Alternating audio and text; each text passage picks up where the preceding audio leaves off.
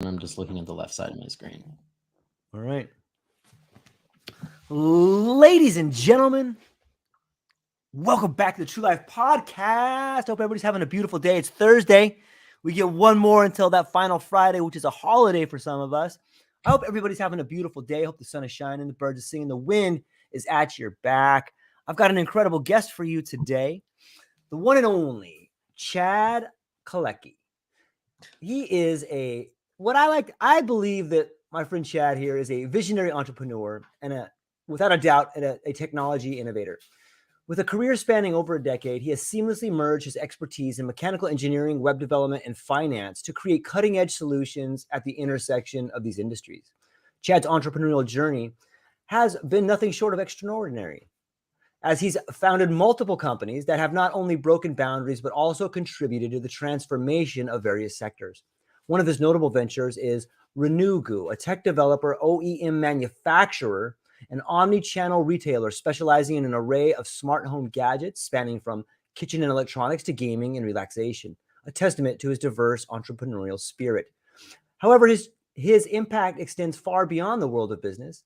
He's the driving force behind the Entrepreneurs Investment Club, a remarkable initiative that has empowered thousands of fellow entrepreneurs to diversify their investments beyond their core business.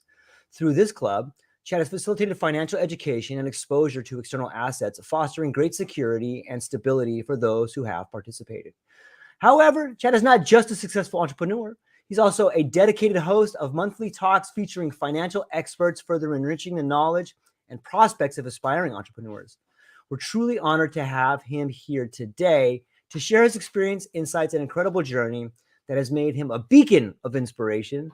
Join us as we uncover the wisdom and lessons from Chad's remarkable career. Chad, thank you for being here today, host of the Failing to Success podcast. How's it going, my friend? Yeah, thanks, George, for having me. And this just goes to show how quickly I have to shift, because pretty much everything you read, I'm either selling one of those businesses or I've created a whole new venture at this point. Like Renewgoo, I'm selling that company now. I had that for over a decade. It's time to move on. And now, as you said, I'm doing the podcast, and it became from all this tech and finance talks, right? It pivoted me into B2B sales and now doing services around podcasting. Yeah, you and I, you know what? Maybe we could just shift into that for a moment.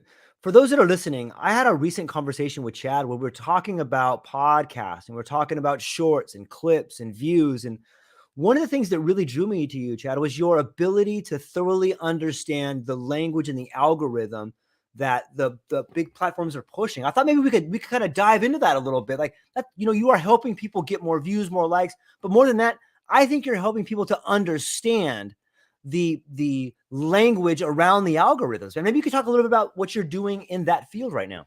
Yeah, sure. So the algorithms, all they're doing is looking at human behavior. And so it's never trying to beat them. It's purely creating content that people are going to watch all the way through. So if somebody only makes it through the first 4 seconds of your content, well, the algorithm says this is garbage.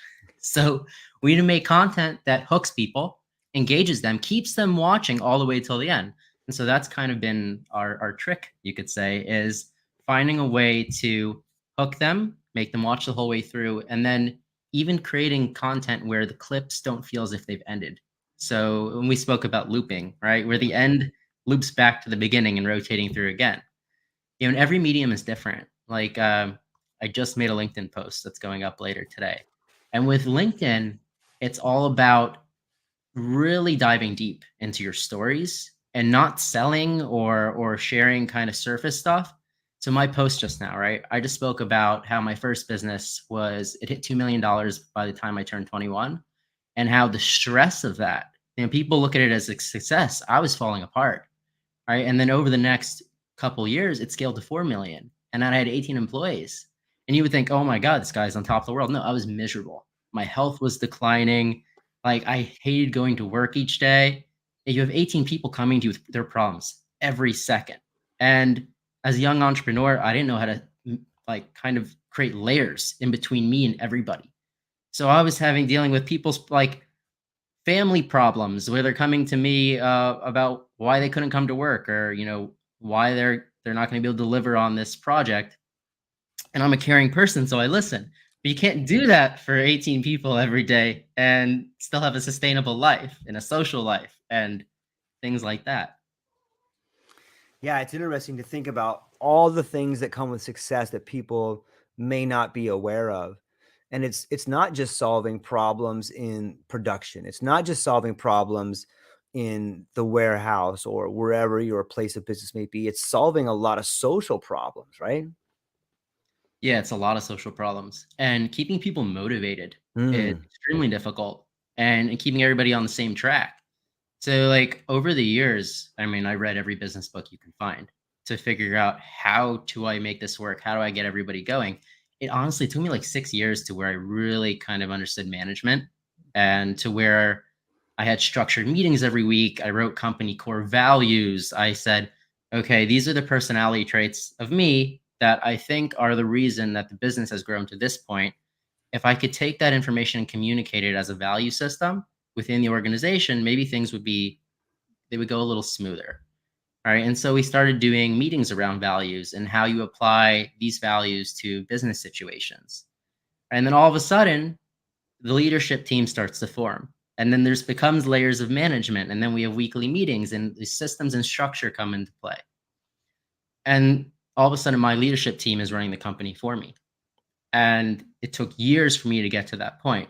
And by the way, this business ended up pretty much crashing and burning eventually. But the skills and the lessons I took from that are exactly what put me into my next venture at a much stronger place. yeah, I love that. On some level, failure is the wrong word. It's more of like a deep learning, instead of failure, it's like a really deep learning because you're forced to look at yourself. And I guess maybe that's a good question is that when you're trying to translate your vision into reality, especially in business, on some level, that becomes a reflection of who you are as an individual. But it gets tricky when money's involved because the value changes. On some level, you're forced to quantify another person and change them into a number somewhat. That's a very, very difficult thing to do. What do you have any thoughts on that?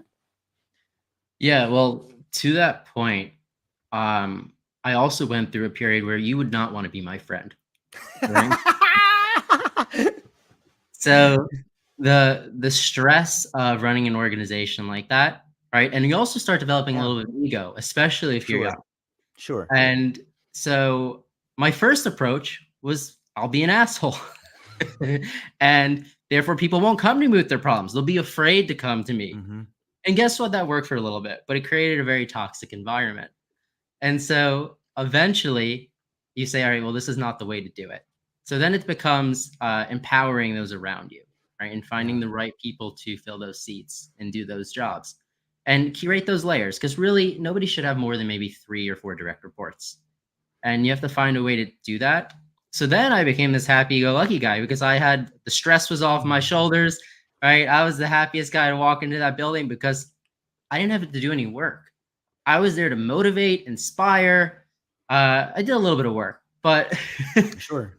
overall, it was delegating that to the team and then making sure they were on the right track. Yeah, I think some level, it takes it back to language. The way in which your inner dialogue speaks with you every day seems to be the glue that brings people to you, or the opposite magnetic force that pushes people away from you. Have you found there to be a relationship between the inner dialogue that you use or you speak to yourself every day and the dialogue you use in your relationships? Yeah, I mean the old phrase "smile at the world and it smiles back at you."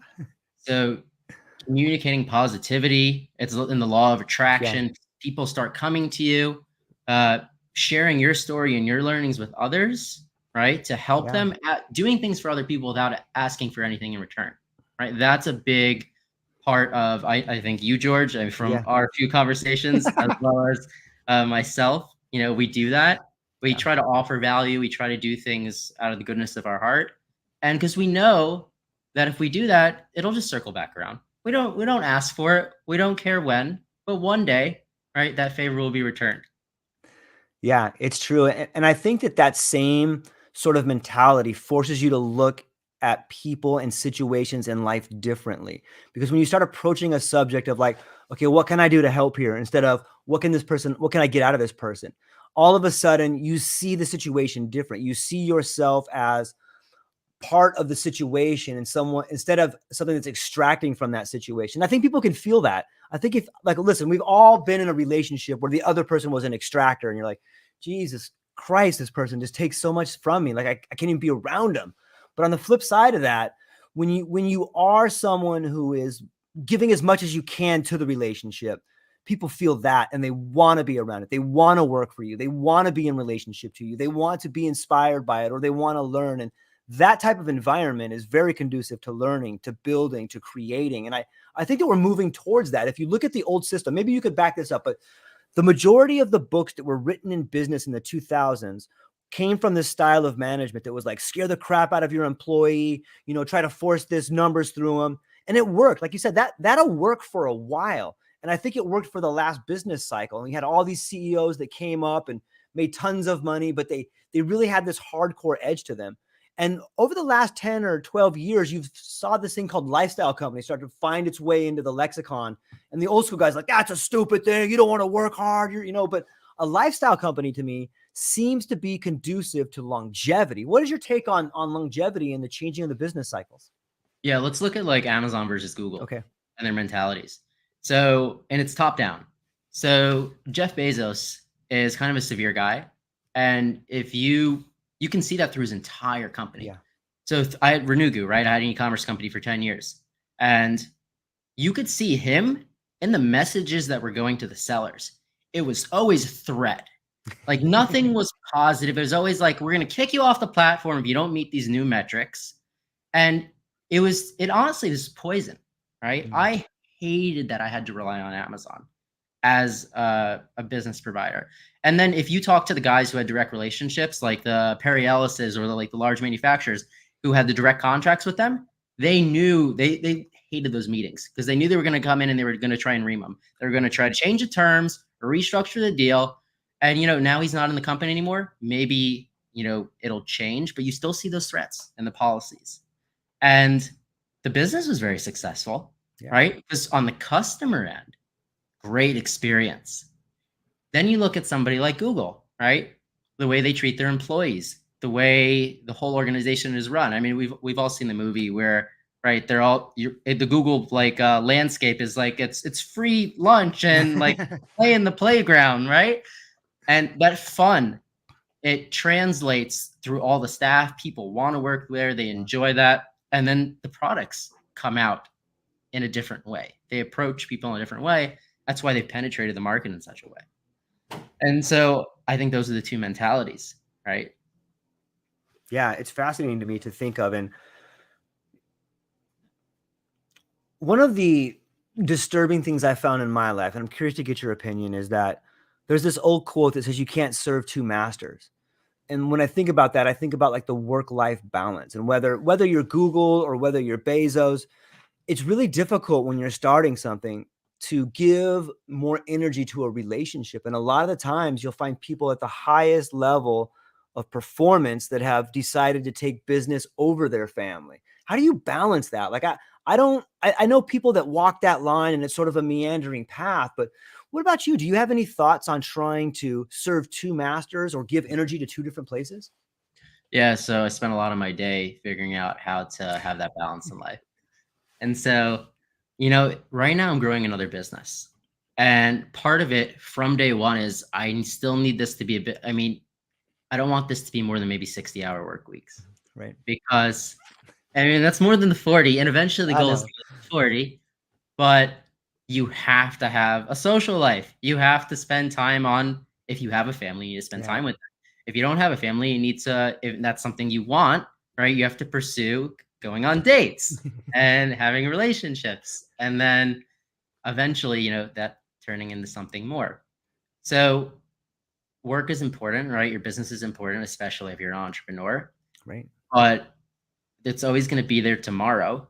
And you can continue to work on it tomorrow. Take that time.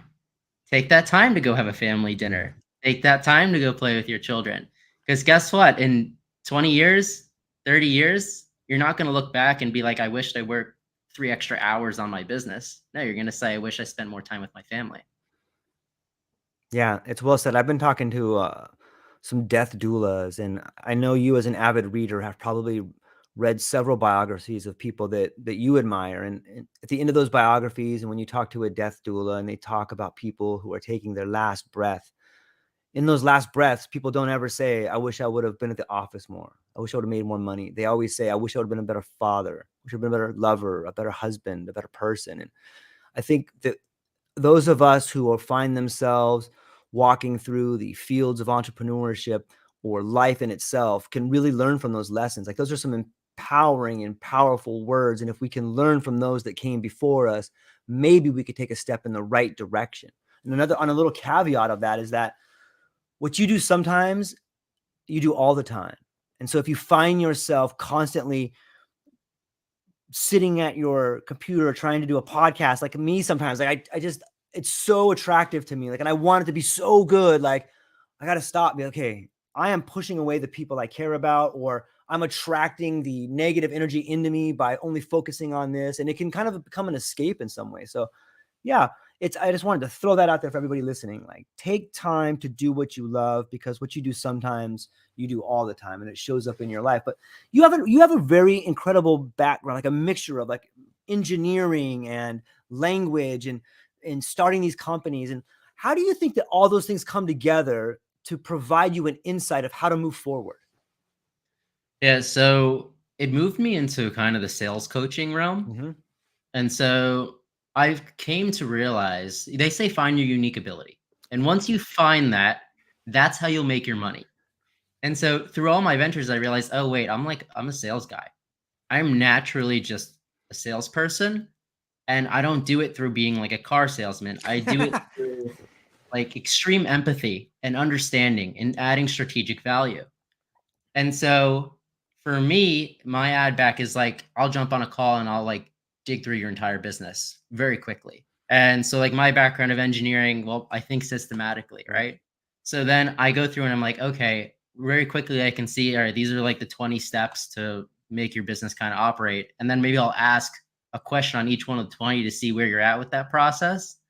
And then say, okay, well, we need to fix number 6, 8, and 12 because they're just not there, or they're just missing completely. And so that's been my approach to this. I don't even know what the original question was, George. I feel like I went off on a tangent. Not at all. We were just talking about thinking, and you spoke about the recipe of systematic thinking and empathy in sales. I think it's a wonderful answer. It does speak volumes of thought process and the way people interact with each other. It's, maybe we could talk a little bit about, I'm fascinated by the language of the algorithms, and I think that you have a unique way to see that. And let me just tell you how I kind of see it working, and then you can dig in there and tell me what you agree with or what you don't agree with. It seems to me like, and we'll take, let's just take Instagram, for example, and we could branch out to other ones, but I think this will be helpful for the audience. So if someone wants to create an Instagram reel that is doing really well, and we can say really well as, I don't know, 10,000, 20,000 plus. It seems to me that when we look at Instagram, what's happening is that there's a handful of people with lots of money, like be it Ford or Barbie or these giant multinational corporations. They go to Instagram and they say, hey, we have tons of money. We would like you to promote influencers, and we're going to pay them in likes. So they have a ton of money. They give it to the platform, and then the platform finds the people who are making content for those companies. Is that sort of like, does that sound like it could be accurate, or how do you see it breaking down from the top to the bottom? Yeah. So let's just pretend you create good content and you're not linked to any of the big brands. Okay. Give me any topic. Psychedelics. Psychedelics. Okay. So first we need to create a one-line hook. Okay. So these are the 10 ways that psychedelics can improve your brain health. We start with that, right? And then we start going through them. Number 1, thinking through different angles. And then we give like a little breakdown of that, right? Number 2, stress relief, right? We open up new pathways, and maybe we have some like video animations in at this point in our Instagram reel. We're building our reel live right now. Right. Yeah. And so number 3, whatever it is. And then we don't have a number 4. For number 4, watch our next video. I love it. Follow us now. So if we can get people to watch all the way below and then maybe write a comment like, oh, I know what number 4 is, right? They're engaging with us. And that's how you create content that hits certain levels. So let's say this reel hit, let's say we got it to 10,000 views organically the first time. And then we revisit it and we look, oh, when did people stop watching? Oh, people stopped watching at 18 seconds, but our reel was 25 seconds. Okay, let's remake this thing at 18 seconds.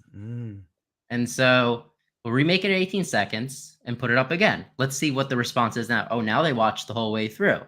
Oh, but there wasn't enough comments. So how do we make them interact with it more? So we make it again with some sort of engaging question to have people interact. Hey, would you use psychedelics in your life? Like, what would it do? What part of what we said would apply to you? Something, a you statement, right? And we put it up again. Now we get more engagement.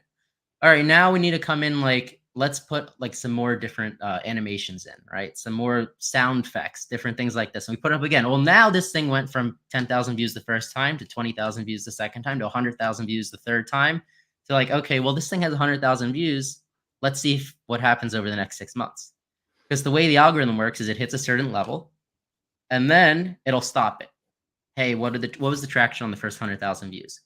And then it might start showing it in small doses to a couple thousand more people and a couple thousand more people. So I just had this happen on one of my reels. I hit 200,000 views, then it capped.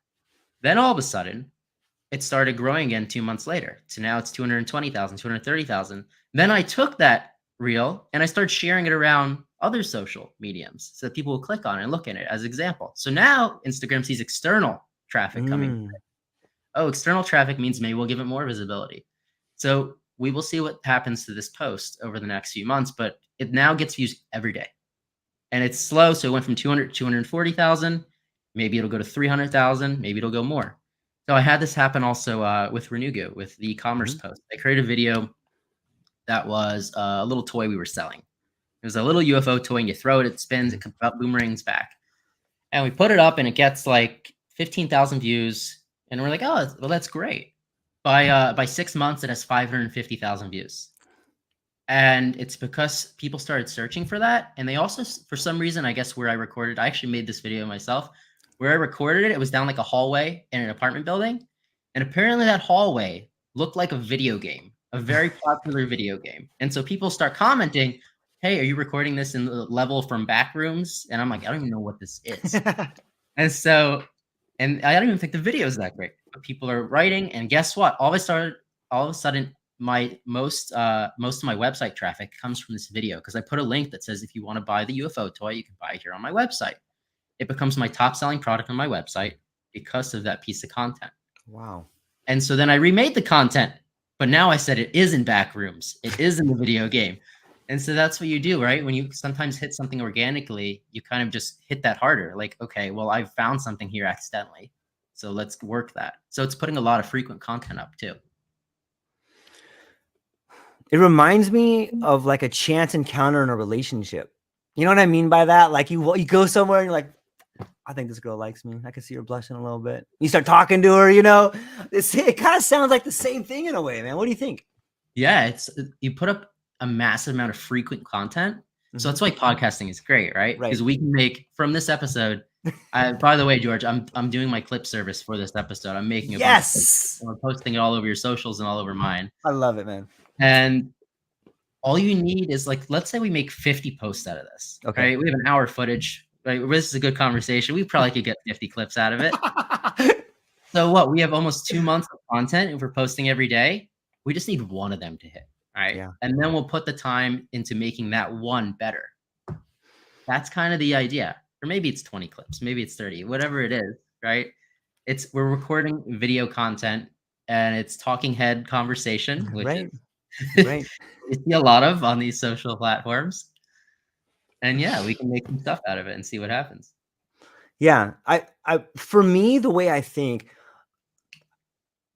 I really like to use my content or use my voice and look at it in the form of a relationship, because I think that that's what's happening. I think that if you look at the algorithms, I like to think of them as a language. Like the picture is a noun and the words coming up are a verb and the music is an adjective, and it brings together this harmonious song that reaches through the airwaves to people on some level. You know, I see it in a language aspect like that. What is the psychology behind it for you? Is it something that Is there a certain way that you see it? Yeah, you're forming a relationship with the audience. So anybody who watches a piece of content, your goal is to form a relationship without ever meeting them. That's how you build followings and communities, right? It's through doing that. And so this is how guys do a really good job of like turning their audiences into monetization. So like I have a friend of mine who has a software design company. He puts up all this educational content around software, and all of a sudden he grows to 250,000 followers because they love watching the different stuff he makes, the different graphic designs. And then he's like, oh wait, he partners with somebody who says, I can really help you actually like get clients out of this. And they start putting up posts that say, book a call, and we can build something for you. And all of a sudden their calendars are full. So if you build a community, because the 3 rules of sales, know, like, trust. Through posting every day, he built know, like, trust without ever meeting these people. And then when they jump on a call and they're ready to actually buy something, he's already like surpassed that entire beginning sales process, which is building know, like, trust. It's fascinating for me to see the evolution of commerce and the creator economy. And when I hear you talking about ideas like the know, like, trust, what an incredible thing to see being born is this new idea of the creator economy, right? Like it's kind of like, hey, this is the first people jumping in the water right here. And with first mover becomes a lot of opportunities. What do you think about the creator economy in the future of what we're doing today? Yeah, if you actually create good content, right, and you get a good following like that, you become the brand ambassadors, right? The big guys need to contact you if they want to sell their products. And so, I mean, it's competitive, right? Because now people realize this is what you can make a lot of money with this. And so it's the big, like, I don't know if you saw that a new podcast, the Feel Good podcast or something with Bobby Adoff, or I think I've heard of it. Yeah, so she just came out of nowhere and blew up. And so, it's called The Really Good Podcast. It's not, she didn't even take time to really make a name that needed anything. But the guests were great because she got big superstars on really quickly. And it was through incentivizing people on Instagram to actually ask a guest to come on her show. So she said, hey, I'll give a $300 gift card to anybody who messages Drake or messages this person. And then all of a sudden, these big celebrities start getting all these messages from their followers. They're like, hey, you need to go on this podcast. And so they start going on. So she quickly blew up and then quickly started monetizing. So you'll see she makes clips, and she's like a very strong personality or character. It's really a character. Yeah, sure. So she's like, oh, look, I got these new yoga pants from Lululemon, and I'm going to like, they're okay. Like, she doesn't even like sell them. It's just like, they're okay. But, I think I'm going to wear them on my next show, and you should come and watch me do this. So that's a massive paid spot. Yeah. And it seems organic. A lot of her posts seem organic. And that's the power of a creator economy. Yeah, I think it speaks to the idea of influence. And when I think about influence, I'll throw out some names, but these are probably old school. There's probably a whole new generation of them. But when I think of influence, I think of Robert Cialdini, who ran like the Hillary campaign, a couple other presidential campaigns. I think of there's a book called Nudge by Cass Sunstein, who used to be someone who advised Obama.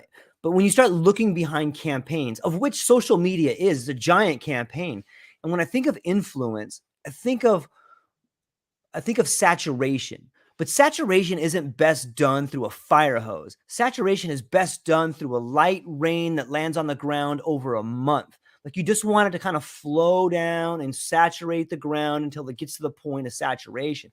And I think that is what she speaks of when she says something like, oh yeah, I got these Lululemon, they're all right. Like, it's just this little quick drop that's like, was that a spot? What, just saying it? Because people get offended a little bit when you're like, look at my new shirt. This is a George Monty original. Like, I try to sound like a cool guy or something, where like I'm way too cool, and that kind of pushes people away. But if you can just lightly put it out there, I think it has a magnetic effect to it. What do you think about influence and the way it's going, and how do you use it? Yeah, so as you said, kind of doing it in a very calculated way, so where it doesn't feel like you're selling anything. And you got to think about that, because you can't really be, and that comes with practice also. It's pitching without pitching. And so, right, it could be like, we spoke about this last time, like putting something in your background. Like, let's say, George, you launched a new book, so you just have it on the wall back there. You don't say anything about it. It's just there in the background. And then people start searching your book on Amazon and like, oh, maybe I should buy this book. This is interesting. And it's these really subtle type ways of influencing. What do you think about questions? There's something to be said about the Socratic method where you always answer a question with a question. Is that used in influence, or do you use that when you host stuff? Because you have a lot of people on your podcast, a lot of fascinating people that you talk to that have accomplished quite a bit. What is your technique in order to extract information and make it engaging? Answering questions with questions is definitely a technique. I mean, that's I don't know. So there's times for that, right? If you need to dig deeper and divulge more information. So my podcast, right? It's I don't really ever answer anything. It's questions only. And that's I feel my job as a host is to do that. And I love it when it's more engaging because I think the content comes out better. Like me and you right now, we're both actually speaking and bouncing off each other. And so yeah, so when it's how do I divulge the information? So it's a series of, let's say it's not a podcast. Let's say it's a sales call, right? So how am I getting all the intel? So it's asking a series of questions directed at a goal. And so the person you're speaking with doesn't realize that you're aiming towards something. And you can jump the questions around. So let's say, all right, I'll tell you, this is basically how I do. Okay. So question one, George, tell me about your business. Tell me about your podcast. Tell me about what inspires you. And you answer that. And you say, oh, well, yeah, I have the True Life podcast. This is what it does. I said, oh, like, what are your goals? Are you trying to grow your audience right now? And you'd be like, yeah, I am. Like, I'm trying to find a way to actually monetize this and grow my audience a little bit. They say, okay, what are your current ways or thoughts on monetizing it? And then you'll give me that information on that. Oh, well, I'm posting, like I'm making clips now and like I'm doing this, but I'm not really getting traction. So now all of a sudden, this is what I hear. I heard a pain point. So either I'm going to ask you to dig deeper into that pain point. Why do you think you're not getting traction? Or I'm going to straight up say, what are your biggest pain points right now? So in sales, the way to sell is to find the pain and fix it. So I will dig deeper into that pain in every way possible to learn everything about that problem. And then I will start trying to solve it in front of you. I will start giving you potential strategies of ways that I've done it for others or ways that I think could work and help. And then you will eventually say, something, I think that could work, or, that's an angle I didn't think of. And if I'm really good, I'll make it your idea. Yes. Yeah. And so if it's your idea and I'm just here to help you with your idea, like, oh, I'm in, that's it. It's too late for you, George. You're not getting out now. And so now I book another meeting with you. Now we continue to build a relationship. Let's say you're on the fence about, going forward with a service. I'm probably calling you every day. I'm probably sending you an email. I'm probably sending you a LinkedIn message. I'm being relentless at this point, but in a nice way. Sure. And if you tell me to, like, Chad, you need to leave me alone, I'm going to leave you alone, but it's not going to happen. That never happens because I'm so nice in my approach that it doesn't really, you can say, listen, I've really thought about it and it's just, I don't have a budget for this, or I can't do it now. And I said, that's okay. Let's talk in 3 months. Yeah. And then we talk again. So that's my approach to the questions game. I love it. It's on some level, it has a deep psychological foundation because it's almost therapeutic in a way when you go to a therapist. And like I come from a long family of mental illness. And so I've definitely spent my time in a chair and talking to people and different kinds of people. And it seems that when you go to talk therapy, the job of the therapist is to find pain points and then help you come up with the solutions to them. And in some ways, I think that you go beyond sales, especially if you care enough about a person's problems and you can see that they want their channel to be this. It's more of, instead of selling something, I look at it as participating in the dream with them, right? Because look, I'm going to walk with you. I do this. I make these things. Here's how I do it. And I think that if people can shift their idea, because sometimes people look at sales like a dirty word, like it's tainted with the car salesman. It's tainted with like insurance agencies and stuff like this, but it doesn't need be. it could be more like a strategic partnership that has such a better ring to it, and it's the truth. When we're working together to solve problems, everybody's winning. When the money's coming in, everybody's happy. And so I really like that idea. And I love the way you threw it out there. Like, look, I'm looking for these pain points because it helps me. First off, it helps you learn all kinds of stuff. You get to work with all kinds of different people from different fields and different dreams and different languages and different cultures, man. Like, that's an incredible way to thoroughly understand the human condition. And I can see how you get good at it. And you are good at it. One of the things that I really liked when we sat down and you and I talked, like, I really admired the way in which you were able to describe all the different meanings. Like, these are the words coming up, or this is the background. This is why it works. And for me, I'm a why person. Like, okay, I get it, but why? What do you think are good lessons that come from asking why questions? Yeah, well, first of all, to jump back, the way we met was through one of my sales funnels. Yeah.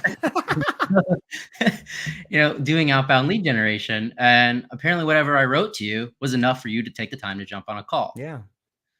And then going back to the why, what do these questions help me figure out, right? And so by figuring out all these whys and figuring out all these pain points, I can actually help somebody, because I don't sell things that I can't service.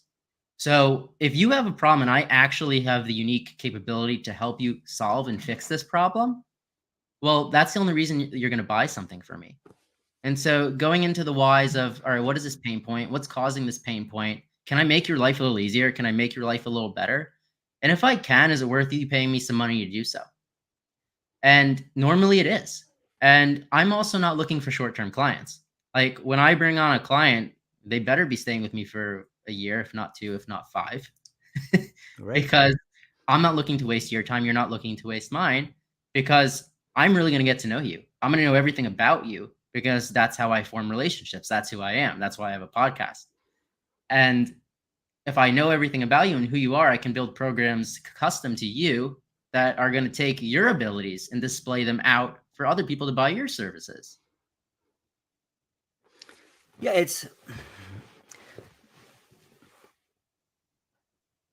I really like the idea of building long-term relationships.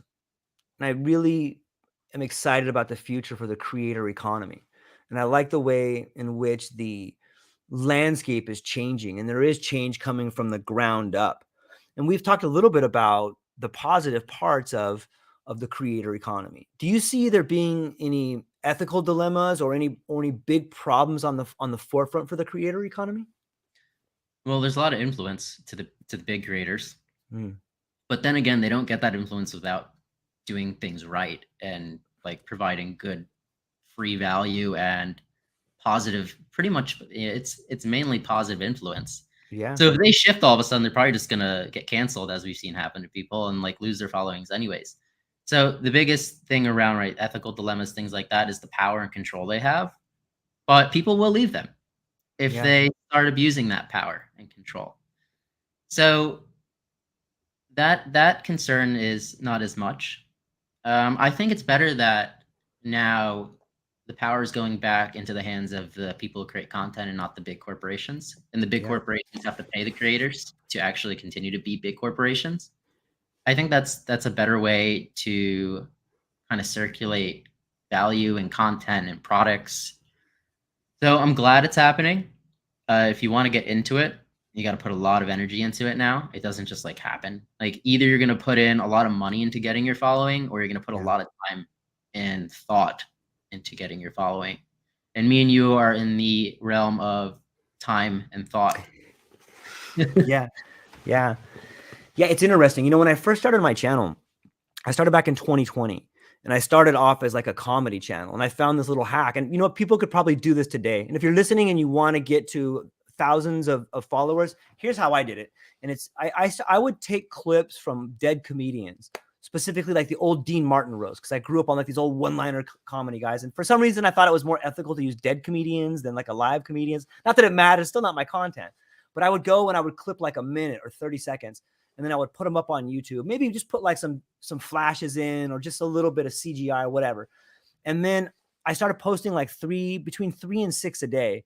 And within a matter of like a year, some of them started hitting pretty big. Like I had some that would get like 1 million views.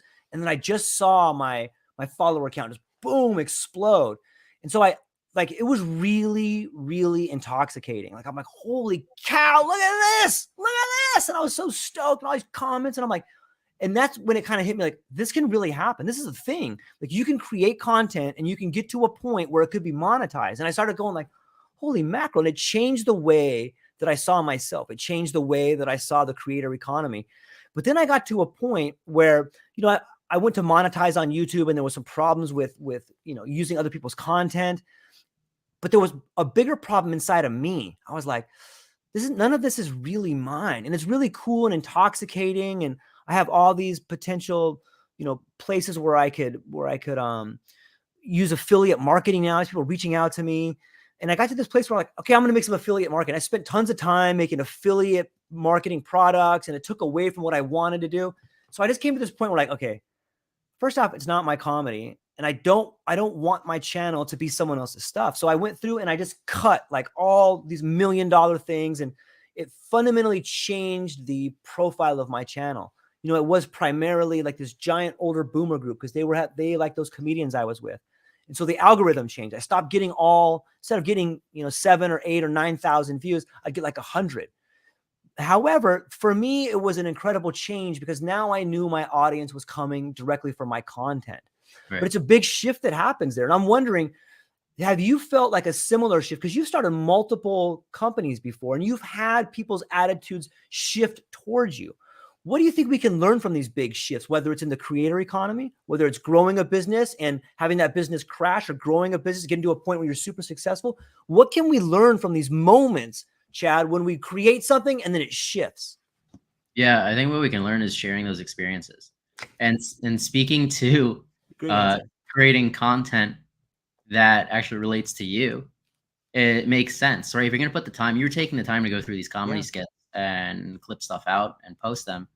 Why don't we just share your life? And yeah, maybe you'll have less followers in the beginning, but they're going to be loyal. Like they're coming to actually talk, like see you, understand you. Yeah. And that was my big shift with my podcast, right? Failing to success. Yeah. We're going to speak sharing experiences. So all the content was generated by us, either me interviewing people or me sharing something about my life and putting that type of content up. And it's stories and it's real stories from real people, not movie stars or anything, just entrepreneurs who have struggled to build something from nothing, which is extremely difficult. And those stories should be shared. And it gives people inspiration that, hey, listen, you can do it too. You just got to put the time and the effort in it. And also it's going to suck, by the way. So come share that we'll share that suckiness with you through our experience. But I mean, I've had guys come on the show who said, listen, I was struggling to buy a cup of coffee and now my business is valued at $200 million. And I'm like, holy shit. Yeah. Like we've all been there with building businesses and to see that can happen, right? And that was like a 10-year span. Within 10 years, he's kept at it. And he ended up building this massive renewable energy real estate type empire from like, I couldn't afford a sandwich at a coffee shop.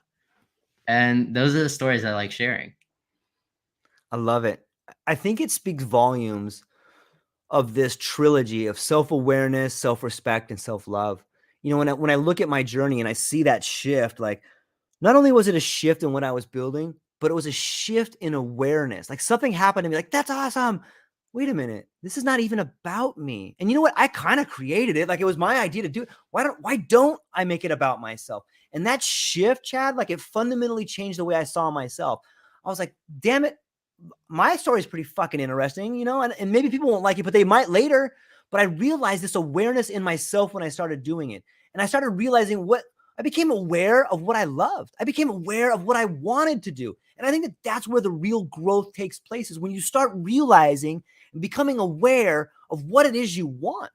And for so long in life, so many of us go through school where we sit in front of an educator or an authority figure, and they have these bells and whistles, and you're conditioned to see things a certain way. But every one of us is so much more than this linear path from the hospital to the graveyard. And if you have the courage, the strength, and the belief in yourself to go out and start doing the things you love, I think the world will unfold in front of you in ways you can't even imagine. You've seen that path before, right? What is your take on self-awareness and building it up inside of you?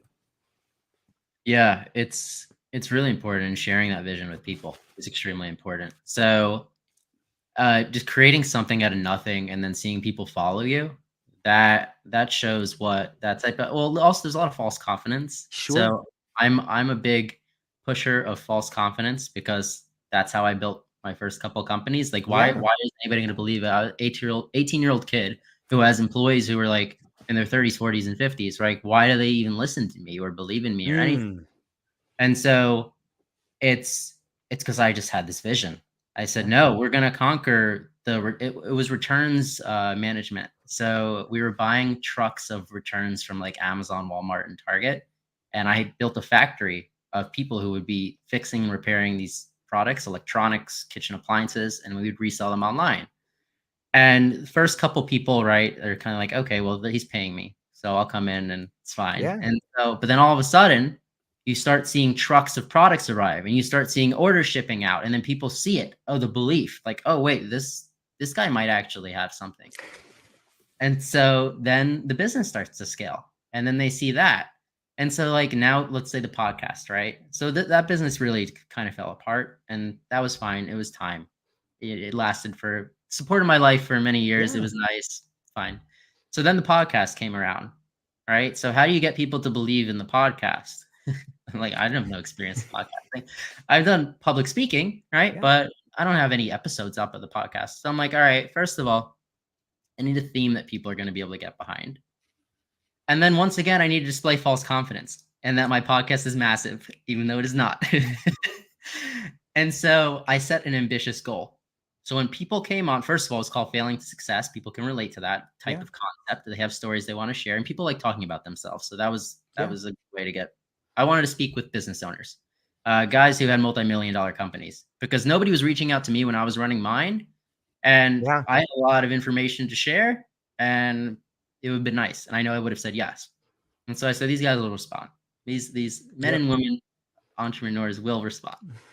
So they did. And they came in and they would ask like, "Oh, how many episodes do you have?" Like I said, "Listen, we're gonna produce 1,000 episodes this year." They're like, "1,000 episodes?" I'm like, "Yeah, AI is out. We can do this." And all of a sudden, people are like, "Well, that's like an ambitious goal. That's like a Yeah. big vision." I'm like, "Yeah, but we're gonna do it because my background's in tech, and we're gonna get this going, and well, this podcast will rank up." Yeah. So didn't get to 1,000 because basically that was too much. I was gonna burn out. But got to 300 episodes within 6 months, right? Got the podcast to rank up to the top 10%. Congratulations. Got big names on, Yeah. right? I got the VP of energy at General Electric. I got the CEO of a subgroup of IBM on the show also.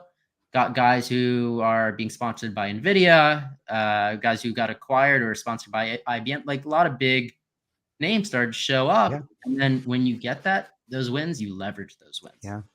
And so then the new reach out became, "Hey, I have a podcast called Failing to Success. IBM and GE came on. Would you come on next?"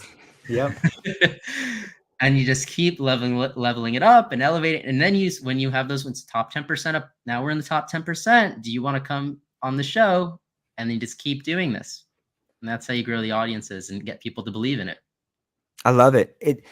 It speaks to the idea of contagion and momentum. You know, when you have something that's success, isn't it strange that like people catch a cold? If I get sick, you don't want to be around me because you might get sick. But the flip is true. If I'm successful, you want to be around me because it can be contagious as well. What say you about the ideas of contagion and momentum?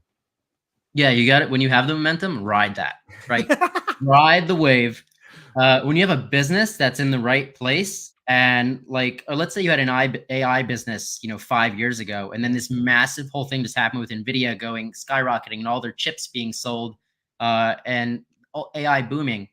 Ride that wave. Like, if you were thinking about raising money during that time period, you should have raised that money because you could have. If you miss that wave and then the money runs out or that opportunity runs out, well, you've just lost your momentum. And so it's really identifying it and being aware of it and knowing to put everything in when that momentum comes.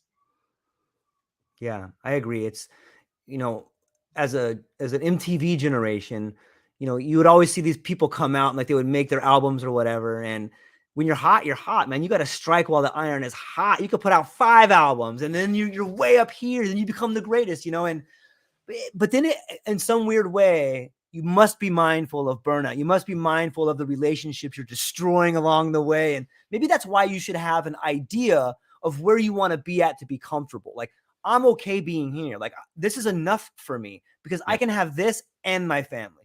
You know, there's a famous saying that says the middle road is the best way. Even though the highs are beautiful and the lows are treacherous, if you could find that middle road where you're good, man, like that's such a beautiful spot to be. Where's the middle road for you, man? I know you're an ambitious guy and you have tons of great ideas and you see the world in which other people, which is contagious for other people. What's the middle road for you?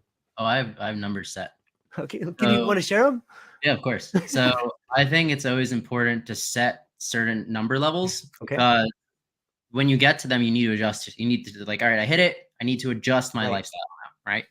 So my first one was $1 million, right? And I hit that when I was 23. And then I had I had to think about, all right, I need to adjust. I need to delegate. I need to find a way. And then of course I lost all that money because that's how it goes. Sure. And so, so now my number is 5 million because if I can bank 5 million, I, as you said earlier, I ran a finance group, right? I learned everything about money. I spent 2 years studying money and I was like, I need to be so savvy at it that people want to hire me to teach them about money. Right. That's how good I need to be. Well said. So I know if I make 5 million, I can live off investing that properly. I can live off the interest, right? I can make that 5 million, generate 500,000 a year. That's more than enough for me to live comfortably. So if I hit the 5, well, then I need to reevaluate. Okay, how many hours a week am I working right now? Okay, am I spending enough time with my girlfriend, with my family, with these things? Okay, if not, I need to make an adjustment. Okay, do I need to hire a CEO to run my company because I need to be pulled out? Maybe I'll go on the board of directors. Okay, maybe that's the case. Right. And then so 5 million, I reevaluate. Right. And then I reevaluate again at 10 million. And maybe I reevaluate again at 50 million. And these are ambitious goals, hoping that I hit each number. Right. Yeah. But I know if I get to the 5 million number, I'm comfortable.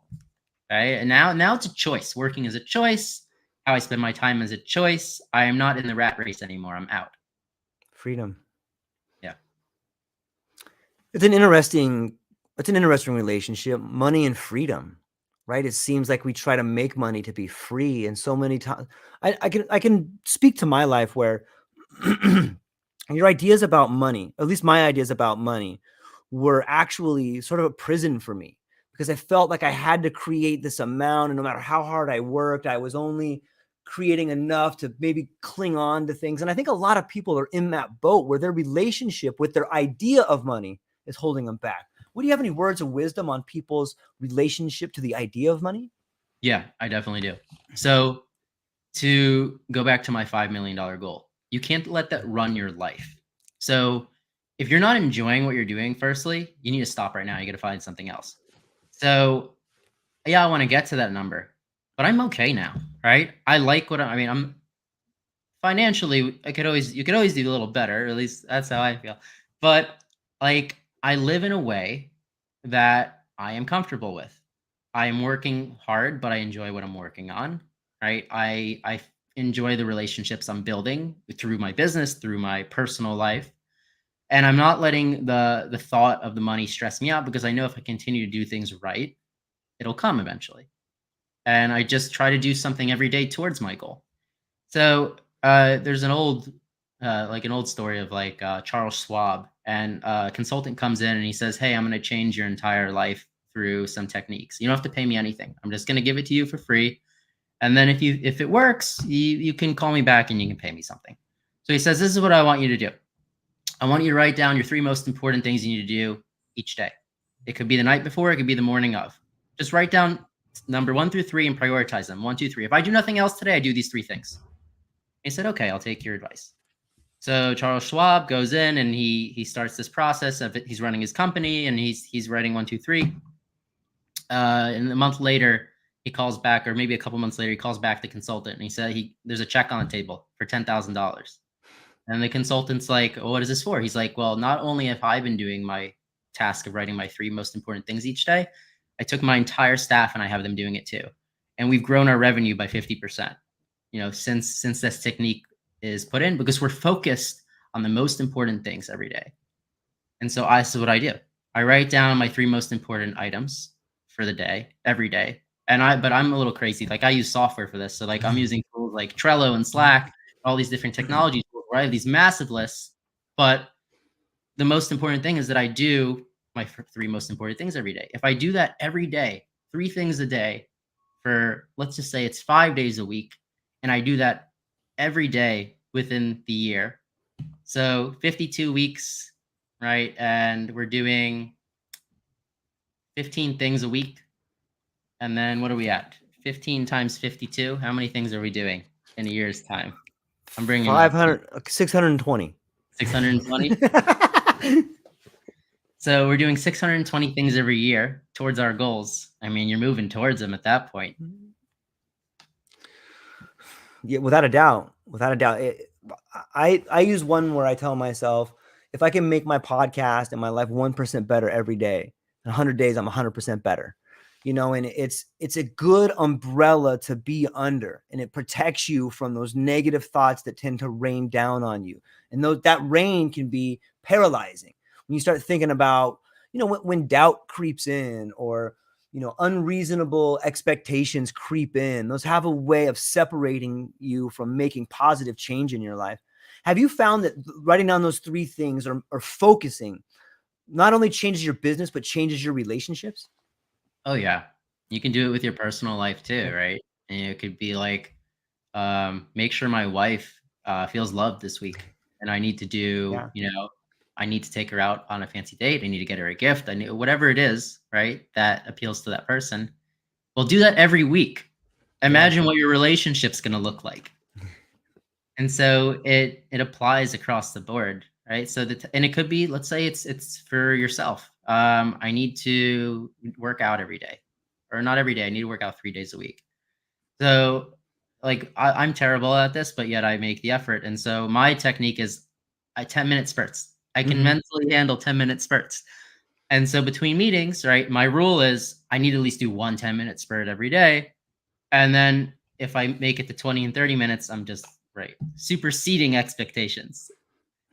And so having these little things, right? It could be nutrition. Well, I need to have one of my priorities is I want to eat a salad. I need to make salads 3 times this week or something, right? It's some simple stuff. It can be applied to anything in your life. It's fascinating to me. I'll give you, I got a hypothetical for you. I know you're kind of coming up on time, but I got a really cool hypothetical for you, and I'd love to get your answer. Like, let's say that you meet this person and like you see what they're doing and they're totally crushing. But they tell you, you know what? I'm not actually doing what I want to do, but I have to make money right now. What would you tell that person? What would you tell that person between doing what they really want to do versus just making money? Like, is there something advice you would give them? Yeah, I would. So first of all, don't stop doing what you're doing, because you need money to live, right? So unless you can afford not to, right? Keep that job, right? But you need to use your spare time to figure out what it is you actually want to do and what you're actually good at.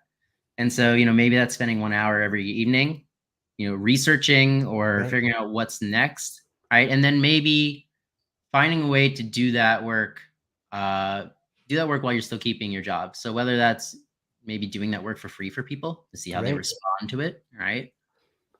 It could be it's essentially volunteering in a way, right? You're absolutely offering your service for free. But guess what you're going to do through doing that? You're going to build a relationship. You're going to open up doors, and you'll probably have some case studies, so that when you want to go do this, whether it's another job or your own business, you already have proof that you're able to do it. And guess what? You might find out it's not what you want to do, and you're glad you didn't leave your job. Yeah. And that means go try something different now.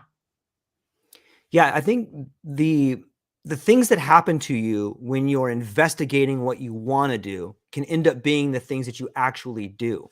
You really start building these relationships. Like for me, when I started the podcast, I started talking to so many cool people, and it opened up all these doors, just the relationships that you have with people. All of a sudden there's a book deal. All of a sudden there's a speaking gig, and like things that you never thought of before start to emerge on the pathway once you start walking down it. Like have you seen that happen in things that you investigate, the new doors that open up for you through relationships? Oh, definitely. So, I have a story. Okay. Yeah, let's hear it, man.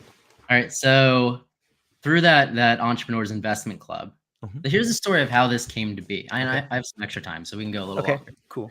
So, I was always a stock trader, and my buddies who own businesses knew that like I did that in my spare time.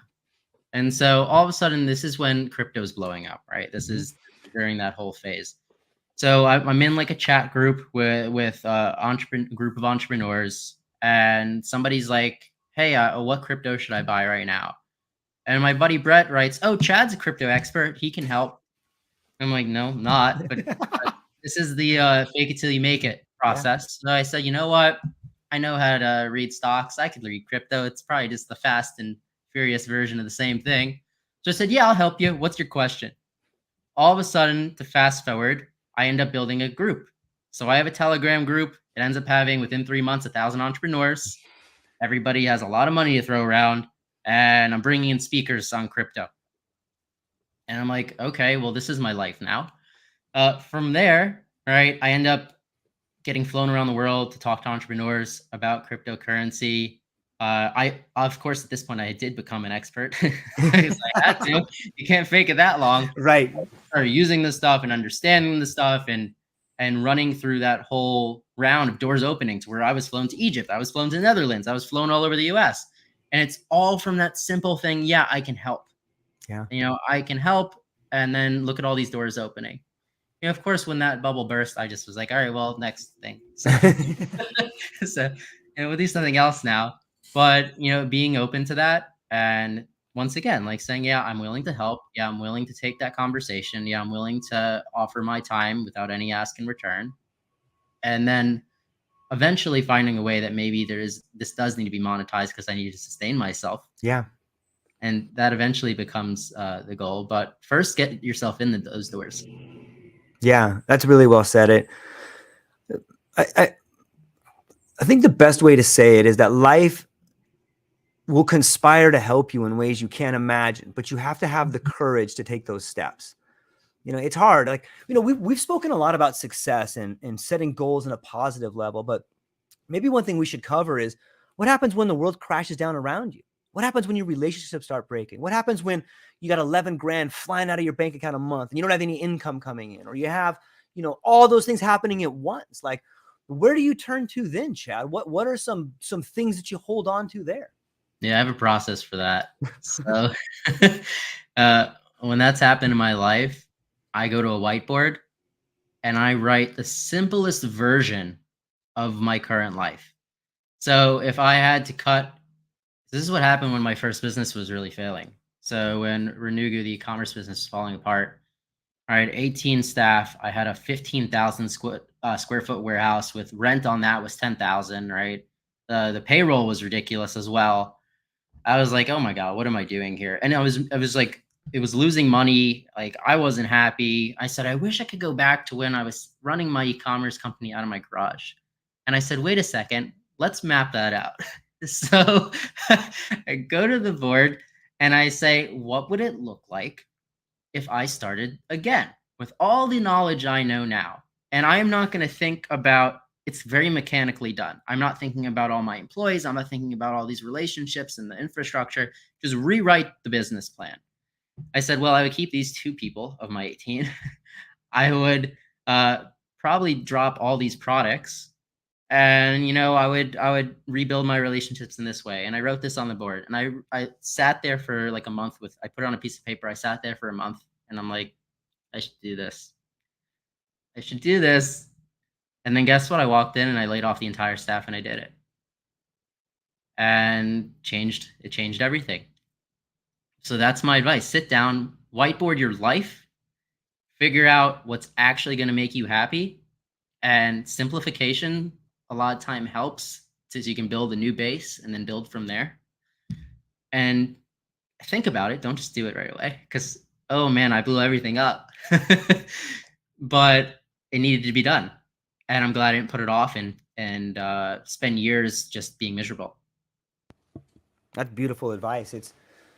Sometimes I think people see starting over as failure.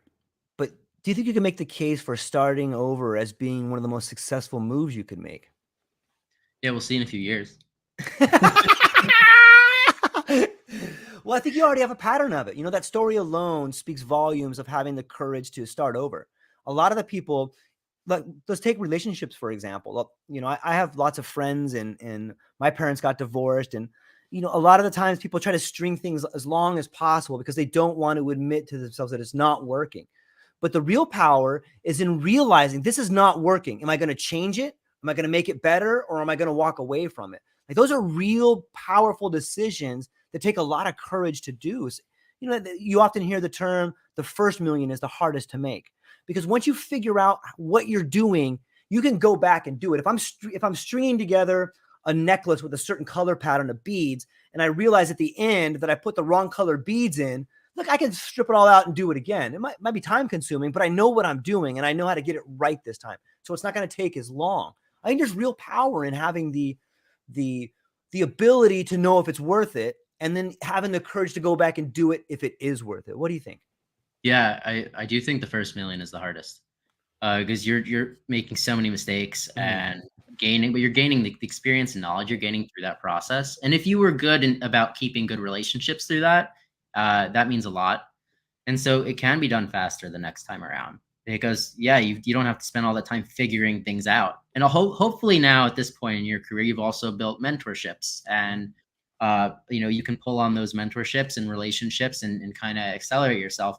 My biggest concern when I ended that whole process was, oh God, I don't have the energy to do this again.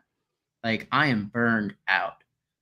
And it is easier the second time. It's still difficult, right? You're still going through struggles, but it's different struggles. Like, I don't have to figure out how to hire staff, and I don't have to figure out how to do accounting, and I don't have to figure out how to hire the right attorneys, and I don't have to figure out how to implement systems and core values and all these different things. I also learned I'm not building a bunch of custom software for my companies ever again.